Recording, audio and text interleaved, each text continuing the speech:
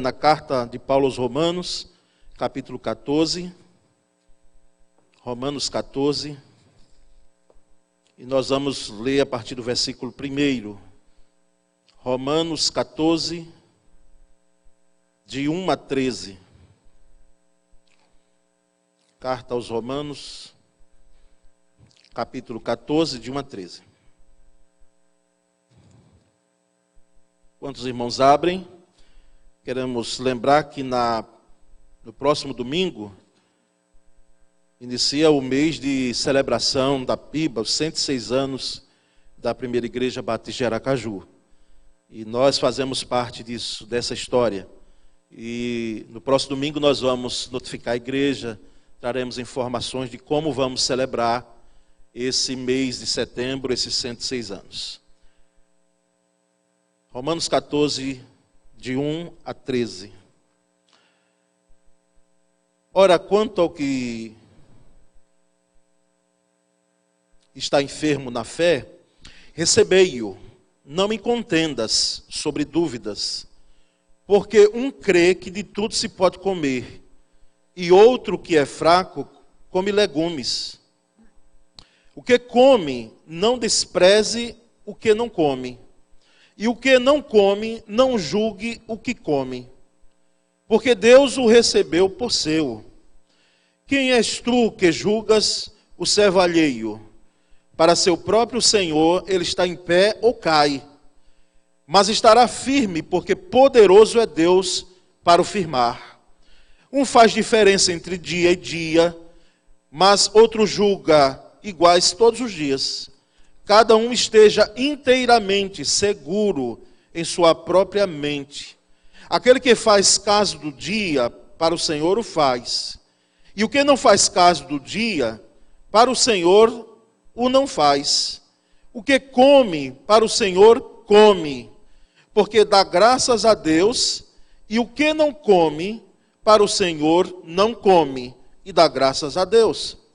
Porque nenhum de nós vive para si, e nenhum morre para si. Porque se vivemos para o Senhor, vivemos. Se morremos para o Senhor, morremos. De sorte que, ou vivamos, ou morramos, somos do Senhor. Porque foi para isto que morreu Cristo e ressurgiu, e tornou a viver para ser Senhor, tanto dos mortos como dos vivos. Mas tu, por que julgas teu irmão? Ou tu também, por que desprezas teu irmão? Pois todos havemos de comparecer ante o tribunal de Cristo. Porque está escrito: como eu vivo, diz o Senhor, que todo joelho se dobrará a mim, e toda língua confessará a Deus. De maneira que cada um de nós dará conta de si mesmo a Deus.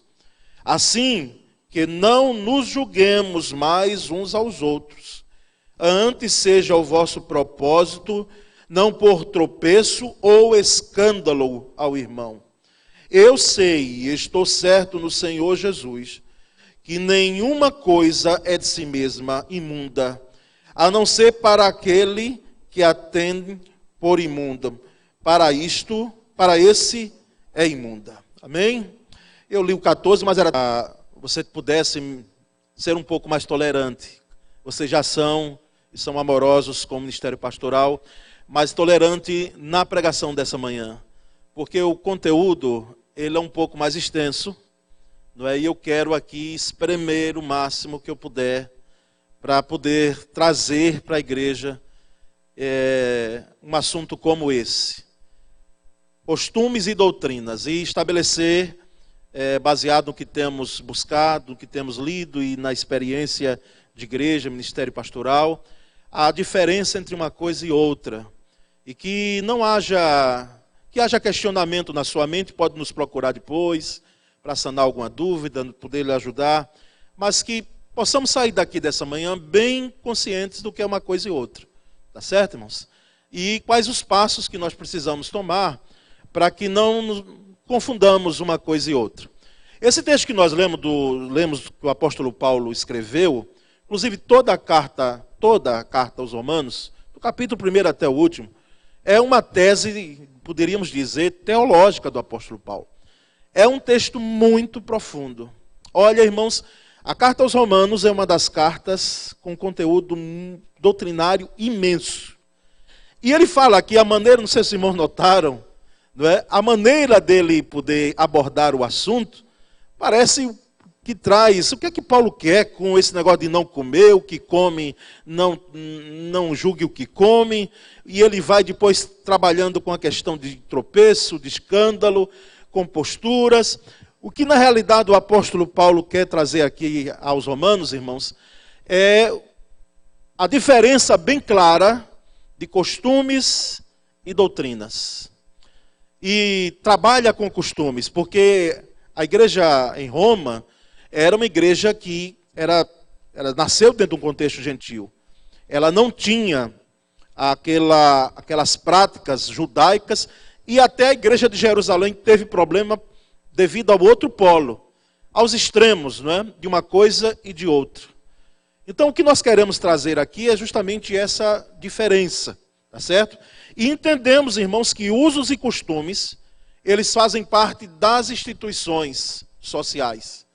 Usos e costumes estão inseridos dentro da nossa vivência, da sociedade, das instituições, e a igreja não está isenta a isso. Usos e costumes muitas vezes são confundidos, como eu falei, apresentados como doutrinas. A forma, às vezes, de tratar esse assunto traz confusão, e nós vamos aqui abordar que diferenças existem em relação a isso. O costume, irmãos, é um hábito repetidamente adotado por um determinado grupo social. É um hábito.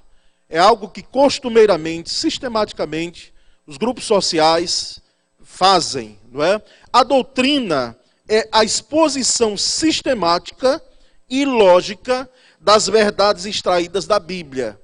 Essa exposição, doutrina na Bíblia, ela está muito clara, principalmente no Novo Testamento. Não é que o Antigo Testamento, como nós falamos, não seja a palavra de Deus, mas doutrina pura e aplicada você vai encontrar no Novo Testamento. E principalmente nas cartas que o apóstolo Paulo escreveu. Então, o objetivo da doutrina é o aperfeiçoamento do crente. A doutrina, ela visa aperfeiçoar o crente, não apenas no conhecimento, mas propiciando conhecimento que conduz à prática. E quando, irmãos, tratamos isso, nós trazemos o primeiro aspecto de diferença entre costume e doutrina. O costume, irmãos, ele é de origem humana, plenamente humana. Mas a doutrina, ela é de origem divina, não é? O costume é de origem humana e a doutrina é de origem divina.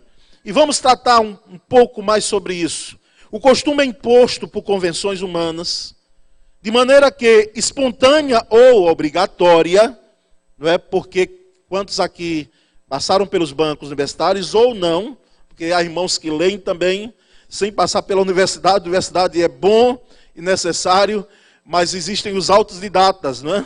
Que surpreende a gente lendo essas obras clássicas. Émile Durkheim, não é?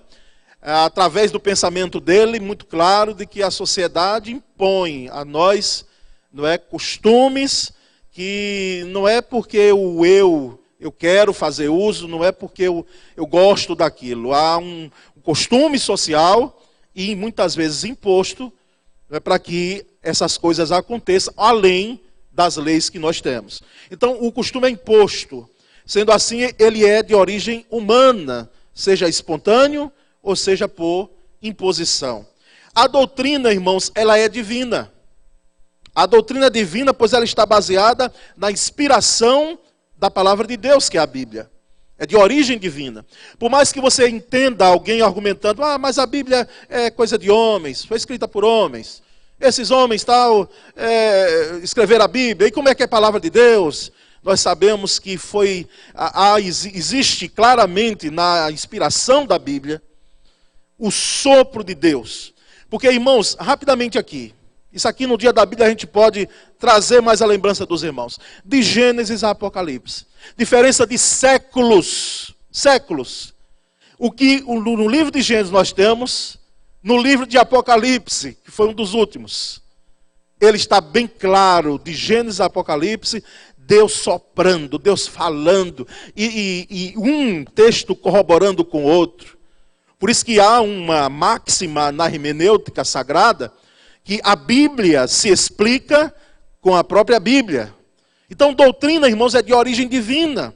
E nunca uma verdadeira doutrina é baseada em textos isolados. Note bem isso, é uma tecla que nós batemos muito.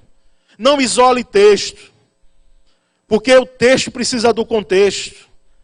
O Novo Testamento, ele já traz a luz, recebe a luz do Antigo Testamento. E o Antigo Testamento projeta os textos do Novo Testamento. E há um todo, há uma ligação. Então não se deve isolar texto. Mas o primeiro aspecto é que o costume é de origem humana e a doutrina é de origem divina. Segundo aspecto, irmãos, em relação a costume e doutrina, é que o costume muda. Ele muda com o tempo. Mas a doutrina, ela é permanente. O costume, ele é mutável. No Brasil, eu já fiz, acho que menção aqui uma vez, era costume, há anos atrás, as pessoas usarem chapéus, os homens saíram com chapéus. Tem até a chapeleira, não sei se ainda tem lá uma relíquia em sua casa que você ganhou do seu bisavô, não é, do avô, tal, e está lá como um monumento. Mas tinha a chapeleira, tinha o local onde colocar o chapéu, tal e tudo. Era costume. Se nós formos ver fotos dessa época, embora hoje se use chapéu, mas era assim algo praticamente para o todo. Homens chegarem e usarem chapéu. E as mulheres também. Aqueles chapéus não é, muito mais artísticos, aquela coisa assim. Quando a gente vê uma foto, acha até estranho para os tempos de hoje. Mas era comum isso. Isso era um costume da época. Não é? Se você for ver fotos aqui de Aracaju, do centro de Aracaju, as pessoas como elas se vestiam, muitas pessoas de terno, em pleno calorzão aqui do centro, como eu estou nessa manhã aqui. É um costume, irmãos. E ele muda. Não estou vendo nenhuma mulher, nem nenhum homem de chapéu, até porque nós aprendemos, não é, de que esses tempos mudaram e até em alguns locais o chapéu é dispensável como um local como esse. Não é? O militar é bem treinado nisso. Há local que ele tem, não é você que se viu Força Armada, ele tira o chapéu, ele coloca o chapéu, depende também do ambiente. Mas não estou vendo ninguém aqui, ninguém chegou com chapéu, acredito, porque é um costume que mudou. Mas a doutrina não, irmãos. A doutrina é permanente. Em relação a costume, eu não sei se alguém aqui de mais idade foi desse caso. Mas hoje, nenhum pai em sã consciência, era a figura do pai que fazia o casamento com a filha. Eu tenho, como a gente trabalha no interior, eu ouvi histórias as mais cabulosas possíveis.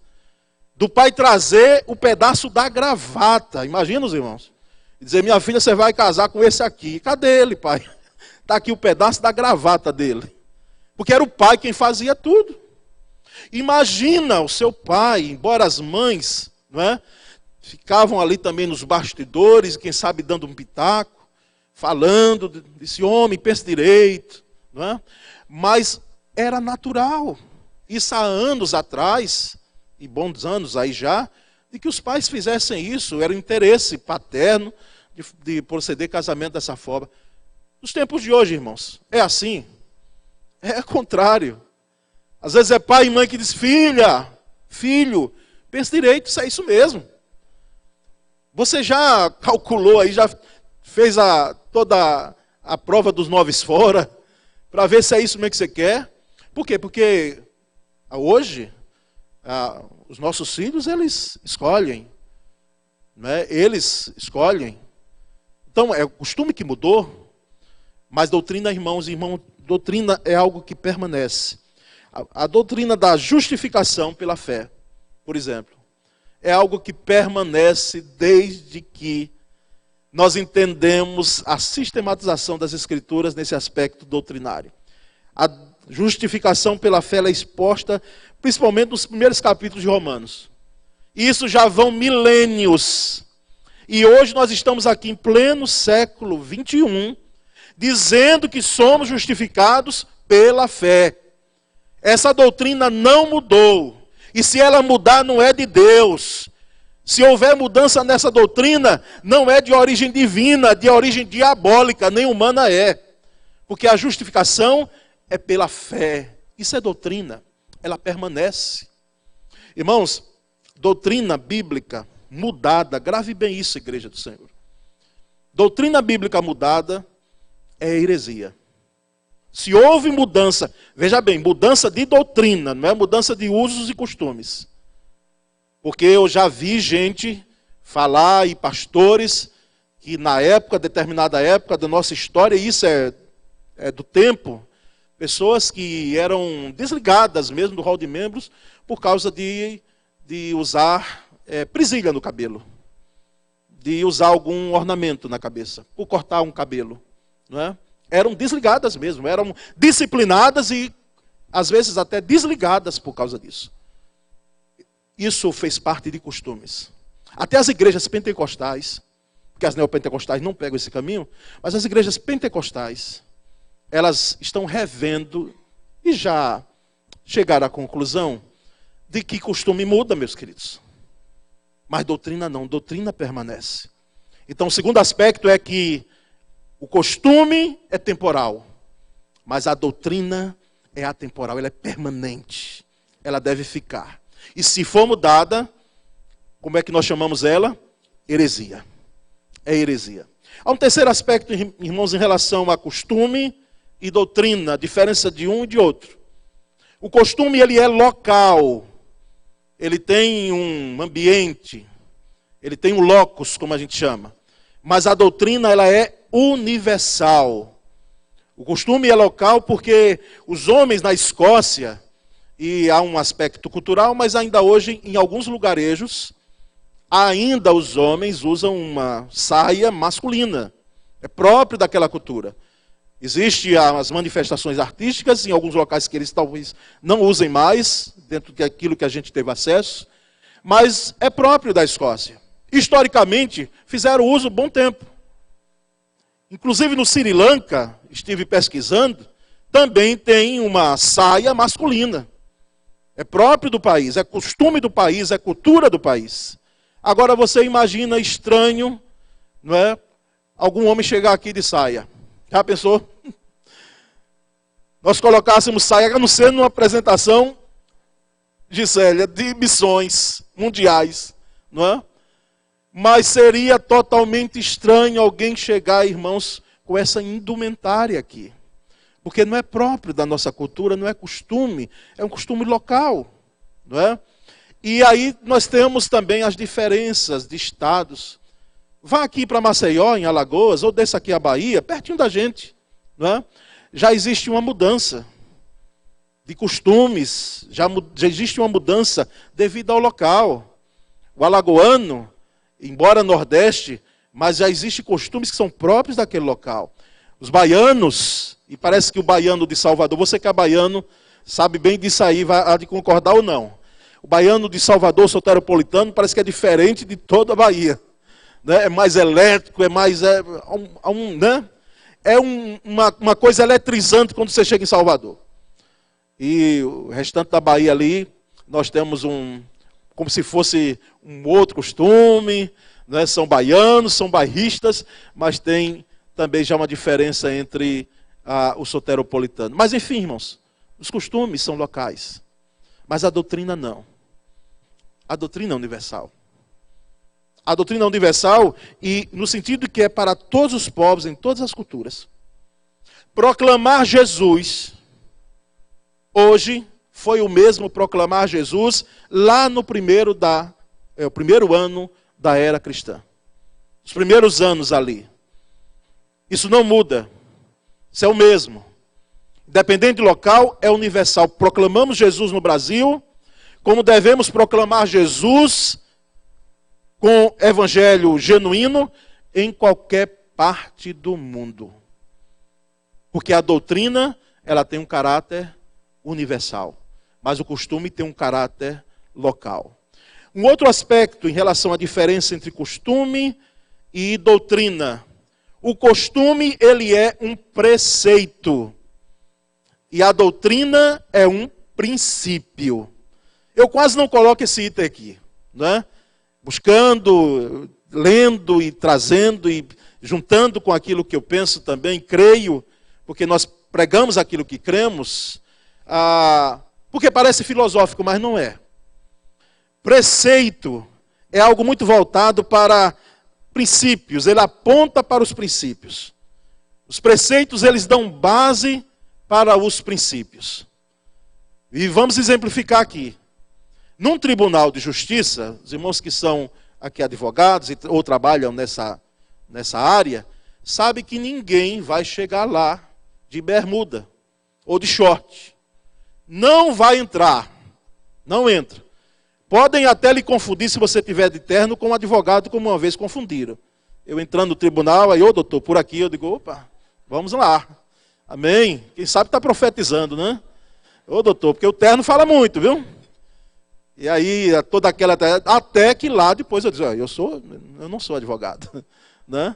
Mas o terno lá estava denunciando. Mas de short? Short, bermuda, camisa regata? Entrar não, irmãos. Porque o princípio o preceito é de que ali naquele local é um local onde você vai estar diante de um magistrado e tem as suas regras.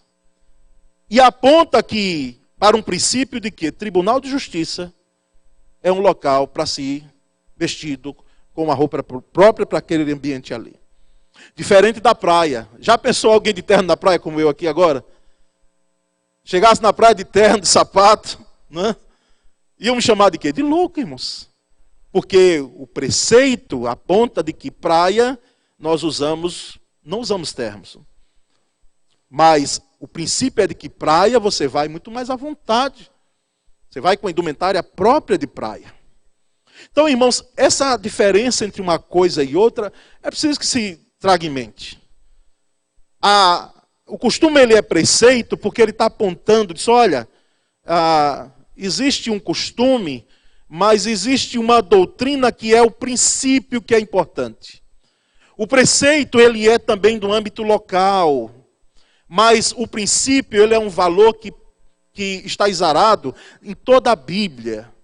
Por isso que os princípios, além de a gente ler Antigo Testamento e a gente lê Novo Testamento, e com essas diferenças de Antigo e de Novo Testamento, nós trazemos os princípios da palavra.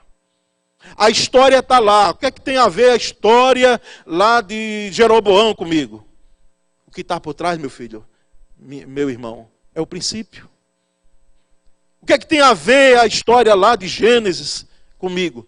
O princípio, a doutrina e o preceito de que existem situações, existem momentos, existe um contexto que aponta para uma doutrina. Meus irmãos, há um outro aspecto em relação a isso, de que o costume é uma verdade relativa e a doutrina é uma verdade, não estou com receio de dizer não, mas para a geração de hoje, para o momento de hoje, é de estremecer quando nós falamos isso. A doutrina é uma verdade absoluta. O costume é uma verdade relativa por quê? Porque é verdade hoje. Nós não queremos trazer aqui julgamento algum para a postura da igreja proceder em anos atrás. Porque era próprio daquele momento, os irmãos já viram? Era daquele momento. Lembro de uma piba que mulheres não usavam calça comprida. Foi daquela época. A verdade, ou o entendimento, né, era relativo. Mas a doutrina não, a doutrina é absoluta.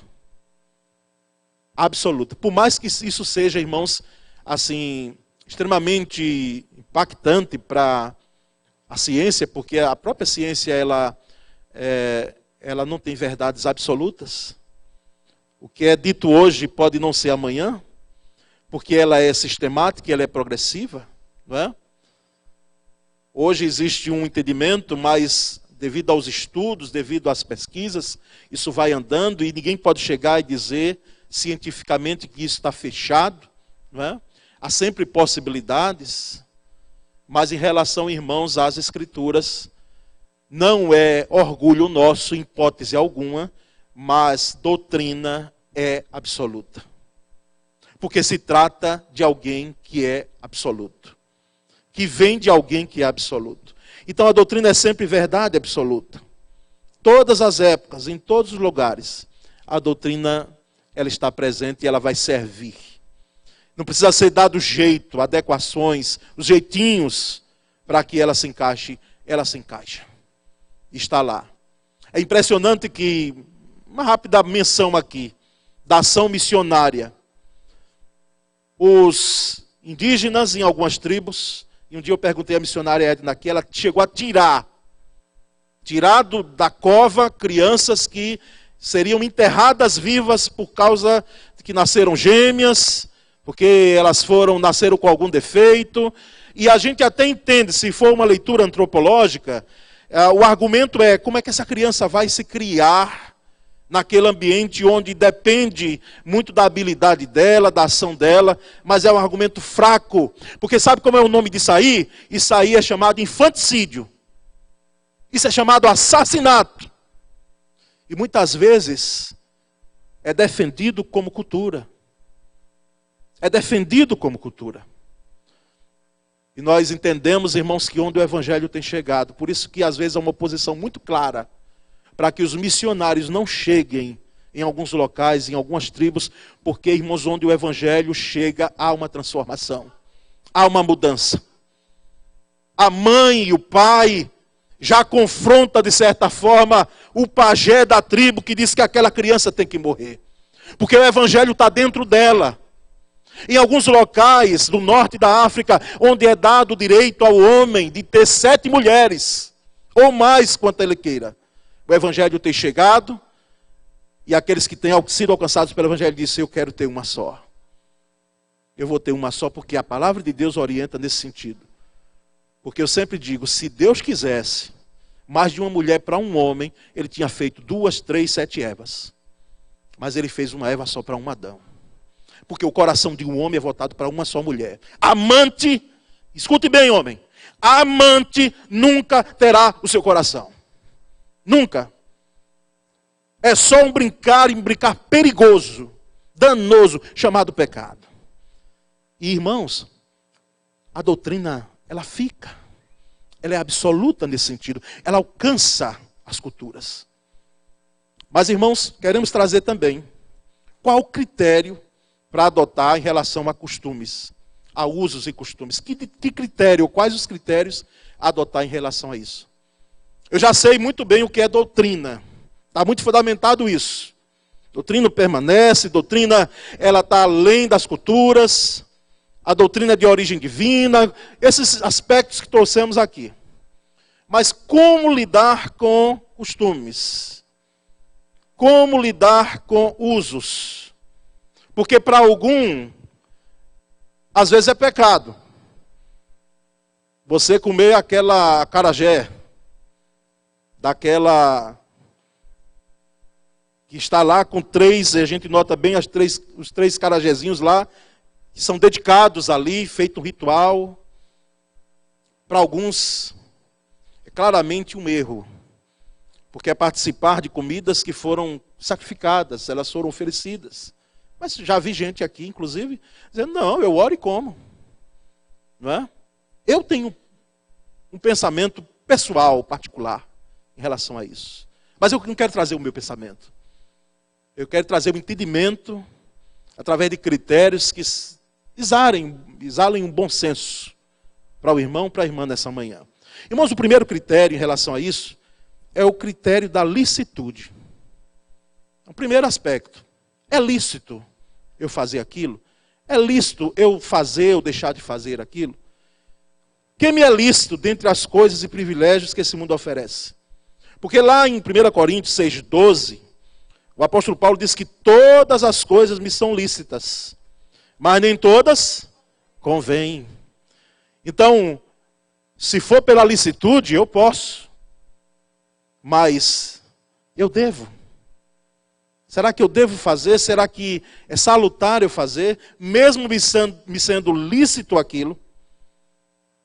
Afinal de contas, irmãos, santificação não significa, desse aspecto aqui, de deixar de fazer ou fazer, algo que me traga um impulso irresistível de agradar a Deus em alguma coisa.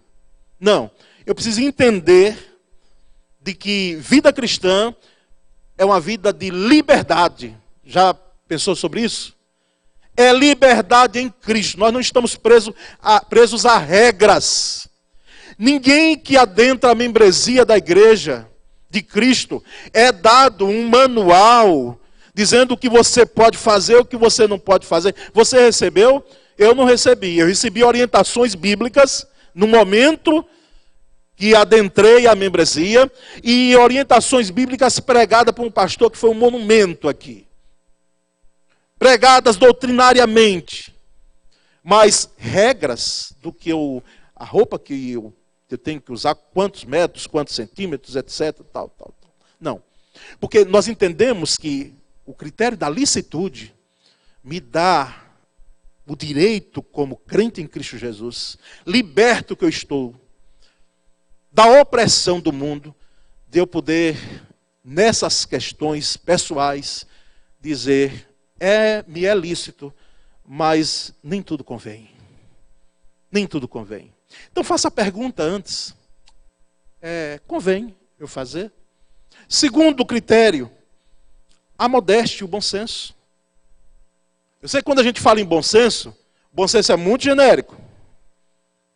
Mas modéstia, irmãos, também não entenda a modéstia como pobreza, como miserabilidade. Mas aquilo que você está fazendo ou deixando de fazer, está expressando uma modéstia e um bom senso? Porque tem gente hoje, eu não sei se incentivado por os raps, que eu não escuto, mas às vezes é inevitável você não escutar, porque para alguém do seu lado que está com o carro balançando, né, e eu pensando que o meu corpo mexendo ali era algum problema meu, mas era o som que estava ao meu lado, dentro do carro, com a caixona atrás e uma música bem daquelas voltadas para essa ostentação, a letra de ostentação. Tem gente, quem sabe, que precisa analisar direito se é bom senso e aplicar o uso da modéstia em relação ao que você tem. Porque a ostentação também das coisas materiais não fazem parte da vida cristã. Bom senso e modéstia sim. Mas há um terceiro critério, irmãos. O critério de buscar a santificação. Santificação deve ser o alvo de todo crente. Deve ser o meu alvo e o seu alvo. Em 2 Coríntios 5,17, o apóstolo Paulo diz, se alguém está em Cristo, é o quê? Nova criatura. Então, essa santificação é o meu alvo, é a minha busca. Quem almeja santificar-se, começa sempre por dentro, pelo coração. Não adianta tratar do rótulo, se não tratar primeiro lá dentro. Olha, Jesus, se teve um grupo que Jesus pegou pesado, foi esse grupo de fariseus, daquela época, que ficava no pé dele. Uma mulher torcida lá, curvada, oprimida, porque algumas doenças, lembre-se disso, existe a doença e existe o diabo que pega carona na doença. E existem doenças que ele fica ali como que enclausurado ali dentro, para que a gente faça só a leitura da doença. Mas existem doenças que o inimigo pega carona e fica ali, caladinho, mas muitas vezes é ele ali dentro também, junto com o problema. E Jesus, quando faz isso num dia de sábado, diz, mulher, se endireita aí. Se endireita. Coloca essa coluna aí, no lugar. Com uma ordem de Jesus, a mulher ficou sã. E aquilo causou escândalo para os fariseus. É um dia de sábado, não pode fazer isso, não pode curar, não pode fazer aquilo outro. Que homem é esse? Está fazendo essa atitude aqui sana no meio de nós? Irmãos, o que nós entendemos em relação à santificação é de que, muito claramente, ela começa lá dentro do nosso coração. Por isso que a gente deveria pensar muitas vezes, seriamente, quando a gente diz, Senhor, que nós sejamos santificados, cada vez mais. Senhor, que o Senhor fale ao nosso coração. Senhor, que o Senhor faça isso. Irmãos, quando Deus faz. E a vida de santificação muitas vezes é o podar, ele sai cortando. Corta de um lado, corta de outro. Tem um galho que está seco ali, não está produzindo nada, ele corta. E vai podando a nossa vida. Aí a gente começa a chorumigar. E a gente, quem sabe, começa a reclamar. Mas é processo de santificação, meu querido. A ideia, inclusive, Manassés, não esqueço nunca, 2009, nosso grupo lá no Manaim, lembra daquele tema? Aquela pedra bruta, naquela ministração sua, numa escola bíblica, lá tratando sobre o tema, que era a santificação daquele ano, 10 anos atrás. É o tirar da rocha a pedra bruta e poder fazer a lapidação. E dói, muitas vezes. Mas, irmãos, o critério da santificação, quando nós buscamos em santificação a Deus, nós não ficamos em dúvida ou questionando isso e aquilo. Nós não fazemos julgamentos precipitados das pessoas. Nós estamos vivendo em santificação. Mas vamos adiante, irmãos, o critério também deve ser a edificação do próximo. O que eu estou fazendo, o que você está fazendo, está edificando o próximo. Porque pode ser que alguém pense, não tem nada a ver com o próximo. Sou eu o guardador do meu irmão? Não é? Que ele se escandalize porque é mais fraco. Para mim, tudo normal. Quem foi que disse isso, irmãos? O amor, inclusive, é interessante que quando Deus fala em amor, ele diz amar a Deus sobre todas as coisas. E completa aí o segundo. É ao próximo como a ti mesmo. Então, o próximo, que é esse que está sentado pertinho de você aí, que é esse que está nos falando agora, são esses que estão aqui atrás de mim. E essas. Próximo. Está edificando? Ou está trazendo escândalo? Se está trazendo escândalo, meu querido, por amor ao próximo e por amor a Deus, que é dono da vida do próximo, eu devo evitar. Critério da edificação. Mas há um critério último, irmãos. O critério de fazer tudo para a glória de Deus. Tudo para a glória de Deus. Quer comais, quer bebais, pensamentos, obras, tudo para a glória de Deus. Se não for para a glória de Deus, não me interessa. Não quero aqui, irmãos, trazer como se fosse uma espiritualidade extrema a essa questão. Mas é isso, ou não é nada, irmãos, para nós. Se a minha vida, com as minhas atitudes, não glorificar a Deus, nada feito. Porque o que não glorifica a Deus, glorifica alguém, e às vezes me glorifica. Então, em relação a costumes, a usos, porque a doutrina não é a questão agora aqui, mas em usos e costumes, se está glorificando a Deus, glória a Deus por isso. Mas se Deus não está sendo glorificado, ele está sendo escandalizado, o evangelho está sendo escandalizado, então eu quero abrir mão. Quero abrir mão. Quem sabe, irmãos, existe gente aqui que está, eu vou descer um pouquinho para mexer com você, em nome de Jesus. Está com uma cerveja na sua geladeira. Aquela lourinha lá, está lá. Ninguém está vendo, só a sua esposa sabe. E o seu filho que abre porque ele não é bobo e vê lá. E quem sabe você diz, não, isso aqui é nada demais. Não é? Tem um alcoólico de cerveja, irmãos, até onde sei, não é? Tem gente que não tem o costume, o hábito de fazer, com 3, 4, vai embora. Às vezes pelo sentido até, ou pela sensação, de estar envolvido pelo álcool. E trazer aquela sensação errônea de esquecimento das coisas, dos problemas. Coisa do diabo isso. Porque pode ser para os alemães, cultura. Mas para nós aqui é escândalo. Para crente é escândalo.